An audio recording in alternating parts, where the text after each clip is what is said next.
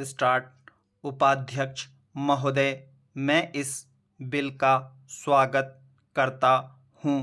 मुझे दुख है कि कई माननीय सदस्यों ने, जिन्होंने पता नहीं किस कारण से कहा तो यह कि वे इस बिल का स्वागत करते हैं, लेकिन वास्तव में इसका विरोध करने का उन्होंने प्रयत्न किया है।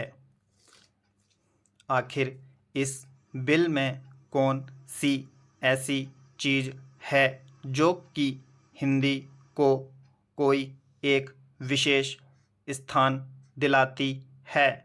मैं पहले ही इस चीज़ को साफ कर देना चाहता हूँ कि मैं उन लोगों में से नहीं जो कि हिंदी के लिए कोई विशेष स्थान चाहते हैं।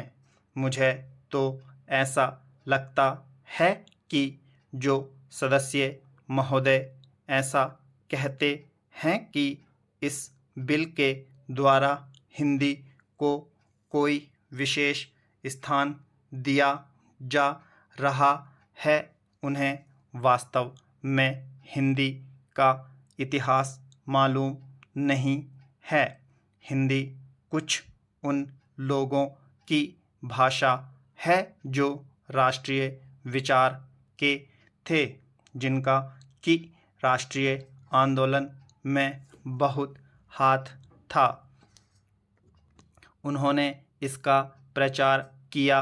यह ध्यान देने की बात है कि राष्ट्रीय आंदोलन के समय में हिंदी की एक ही संस्था नहीं थी, बल्कि दूसरे राष्ट्रीय विद्यालय भी थे और महात्मा गांधी के आदेश के अनुसार वे राष्ट्रीय विद्यालय काम करते थे।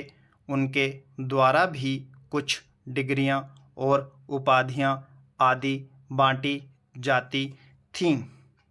अब इन विद्यालयों द्वारा उपाधि बांटने का काम, जो कि उनके द्वारा पहले से किया जा रहा है, उसी को इस बिल के द्वारा यदि जारी रखा जाता है तो मेरी समझ में नहीं आता कि कैसे कुछ लोग यह समझ लेते हैं कि इस बिल द्वारा हिंदी को कोई विशेष स्थान दिया जा रहा है।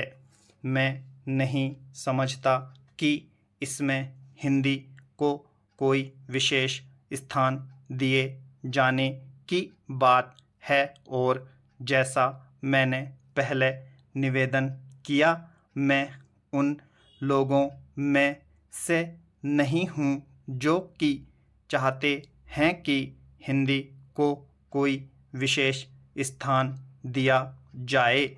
लेकिन मैं एक बात अवश्य उन लोगों से पूछना चाहता हूँ। जब भी उन्हें अवसर मिलता है, किसी न किसी तरीके से एक ऐसे राष्ट्रीय निश्चय का, जो कि आज नहीं बल्कि आज से कई वर्ष पहले लिया गया था, उसका विरोध करने के लिए तैयार रहते हैं।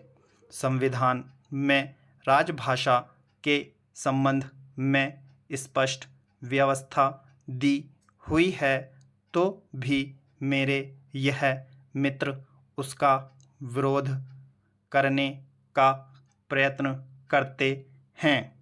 क्या उनके सामने देश की एकता के लिए कोई दूसरा रास्ता है? स्टॉप।